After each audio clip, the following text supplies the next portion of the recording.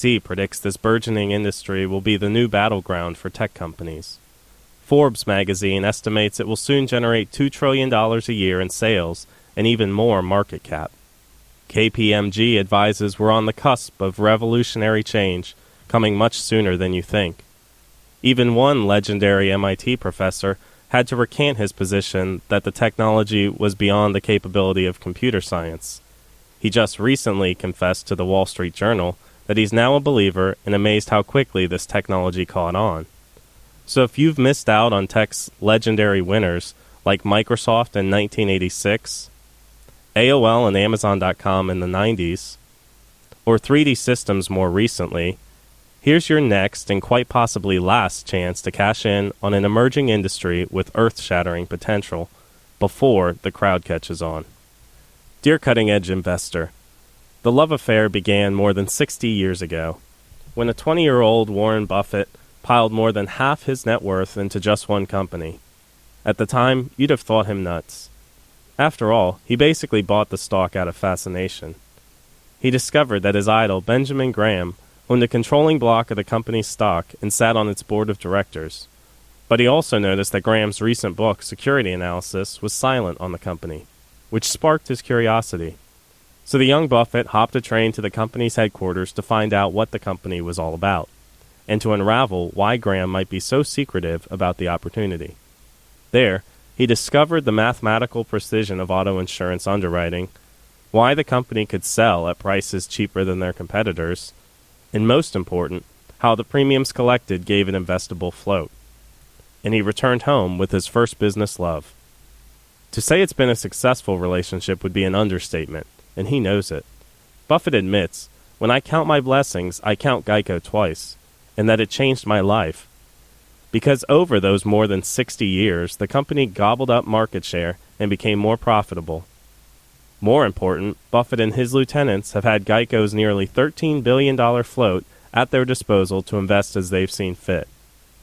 However, this easy money may soon come to an end. An emerging technology from within the heart of Silicon Valley has the potential to destroy Geico's business as we know it. PricewaterhouseCoopers says this technology will significantly disrupt the traditional auto insurance industry. Renowned tech author Chunka Moy admitted in a speech to the Council on Foreign Relations, the immediate losers are people who depend on accidents for their businesses. Even a former exec at Allstate acknowledges that over the long term, car insurance goes away. Why?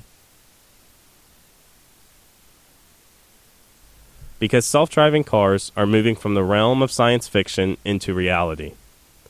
Now, I know what you're thinking, because when I first heard this crazy idea, I thought the same thing.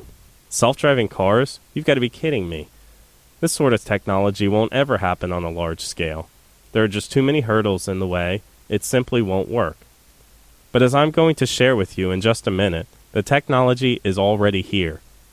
The hurdles are slowly being jumped, and this crazy idea has the potential to make early investors untold fortunes. You see, even slow-to-act governments are preparing for the transition with new laws. Companies in the tech industry, the oil industry, even the legal industry are all scrambling to prepare for the effect it will have on their business. There's no question the shift is coming. It's really only a question of when. And even that may be closer than any futurist ever expected. But here's the kicker, and the real reason I'm sharing this video with you today. As a gathering of tech leaders in San Jose, California at the end of March made certain, a meeting that received almost no media coverage, one shocking company stands at the forefront of taking this technology mainstream. This company is pursuing partnerships with the biggest names in the auto industry. It's investing nearly 1/3 of its revenue into R&D to ensure its hardware is the hands-down favorite among automakers. And its CEO has been on a whirlwind tour through both the tech world and in closed-door meetings with auto execs, explaining why its hardware is capable today of taking self-driving cars from the realm of research into the mass market. And here's the best part. Investors with the foresight to buy this company's stock today stand to create a legacy of wealth for themselves and their families. It's how the stock picker who keyed me into this stock has developed a long track record of life-changing investments in life-changing technological shifts. More on him in a minute. But it's important to realize that the real money will be made before this company's hardware is found in every car, before its technology goes mainstream, and before most investors even make the connection between this massive shift and this company. Now, before we go any further, let me get something out of the way, because I definitely don't want you to get the wrong idea. Although self-driving cars could be disastrous to Geico's business, that's not going to destroy the empire Buffett has built. As a $300 billion conglomerate, Berkshire Hathaway is so well diversified that even a shakeup as massive as the one self-driving cars will have on Geico won't destroy Buffett's business empire. But the same is not true for most other companies. So you can understand why tech giants Apple, Google, and Intel are scrambling to claim their piece of the action. Why academics at the most elite schools of engineering, including the University of Michigan, Carnegie Mellon, and Stanford, have dedicated millions to researching the technology, and why the CEOs of Nissan, GM, and Tesla are all vying to be the first company to sell autonomous cars to the public. But reading these kinds of news clips will cause many investors to make the wrong choice. You see, many stock pickers will try to pick the winning car manufacturer. Others will get sidetracked by fancy in-car technology like Apple's CarPlay or GM's built-in Wi-Fi. But the technology I'm sharing with you today has much greater potential. I'll explain exactly what I mean in just a second. But first, allow me to clarify what a self-driving car actually is. To start with, it's been given many names: autonomous car, driverless car. I'm referring to them as self-driving cars. But they all basically mean the same thing: a car that's able to drive without a human in constant control of the steering wheel. This is achieved through sensors that constantly scan the car's surroundings and create a virtual map that a computer can use to know where the car should travel. This is possible by using LiDAR, a series of laser pulses that create a 3D map of the car's surroundings about 200 feet in diameter. There are cameras which detect lane boundaries and changes in traffic signals, and there's sonar to detect objects at a closer range, and GPS for navigation. All of this data gets input into a computer, analyzed, and responded to in a fraction of a second. It's a technological miracle built on top of 30 years of research and innovation. Of course, the tricky part about programming a self-driving car isn't teaching a computer when to turn or coding a camera to detect the speed limit. It's that with all these inputs, these cars are data guzzlers, as the Wall Street Journal recently put it. Trillions of bytes of data are constantly pouring in, changing in real time, and requiring rapid responses. Clearly, these decisions must be precise. Lives are on the line. But even the first version of Google's self-driving car is driving more smoothly and more safely than our trained professional drivers, according to the head of the project. In fact, it has logged 500,000 miles without even the tiniest accident. The average American driver typically gets in an accident after just half that number. And that's one of the main reasons why these cars pack so much potential. You see, even though cars are drastically safer than they were just 20 years ago, 40,000 Americans continue to die in car accidents each year.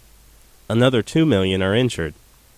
Even more startling, car accidents are the leading cause of death of Americans under 35. And they cost us more than $500 billion in repairs, medical bills, legal fees, etc. Actually, when you think about it, we waste tons of money every year behind the wheel. The average American wastes 34 hours sitting in traffic each year. Multiply that by the number of workers who commute daily, and you get $422 billion in lost productivity. Traffic also wastes fuel, totaling up to another $158 billion. Of course, there's also pollution, which causes roughly $19 billion in health-related issues. Then consider the billions that governments waste on building, maintaining, and patrolling the roads we have. Self-driving cars would be more efficient users of the road, meaning we could add 6 times the number of cars to the road without so much as paving another lane. One Morgan Stanley analyst added up driving's wasted billions and estimated that self-driving cars could free up as much as $2.2 trillion in economic value every year. Of course, there are also the unquantifiable benefits of streamlining our nation's roadways. The stress your body experiences while you drive are as high as it is when you participate in extreme sports like skydiving.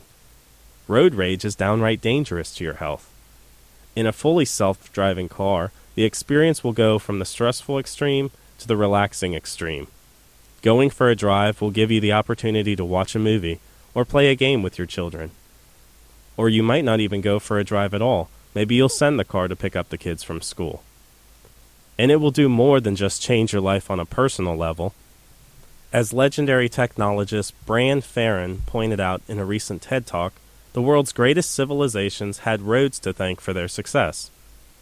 Roads were as essential to the success of the Roman Empire as the interstate highway system to the prosperity of the United States.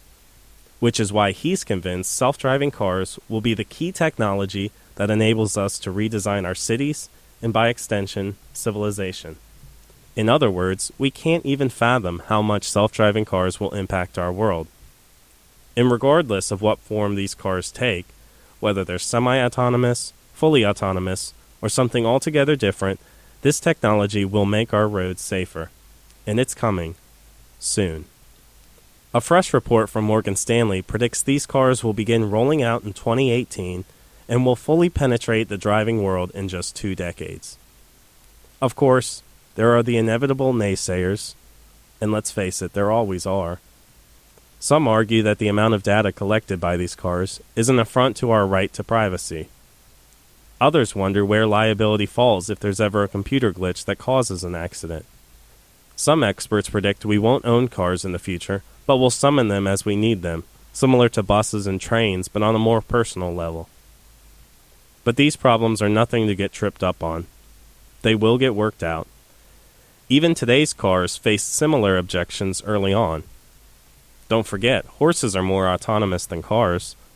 They can get safely from one point to another if the human driving is drunk, falls asleep, or otherwise isn't paying attention. And yet people were gradually able to see past that fact to see the bigger picture and the more significant benefits of driving cars. And in just 2 decades, car ownership soared from 8,000 to 8 million. Of course, the hardest part will be simply convincing people to give it a shot.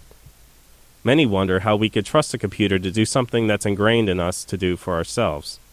But as a recent NPR story drives home, by the time these cars go mainstream, you'll be so accustomed to ceding control because you'll have already handed over control tens of thousands of times that you won't even think twice. In fact, the car you're driving today likely has automatic features on it, albeit basic ones.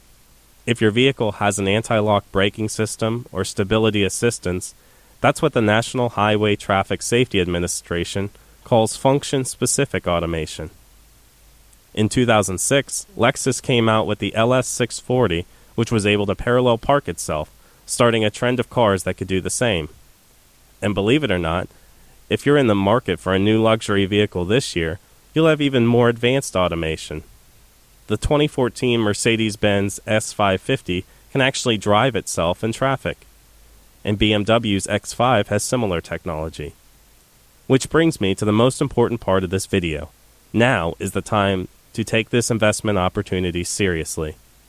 You see, with world-changing technology, the money isn't made when everyone owns the technology. The big money is made somewhere between widespread popular disbelief and when the technology is found in every home. Like with Microsoft in '86, before the home PC revolution took off. Then with AOL in '94, before everyone and their grandma were using those shiny free internet CDs. And with Amazon.com in '97, when the thought of buying books along with everything else they sell still seemed futuristic. And lastly, with 3D systems in 2012, before the masses became convinced of the massive potential 3D printing represents. Which is why the live streaming feed of a tech conference from San Jose, California on March 25th stole my undivided attention. The CEO of one of Silicon Valley's most well-respected companies was giving the keynote address. You probably wouldn't recognize him by name.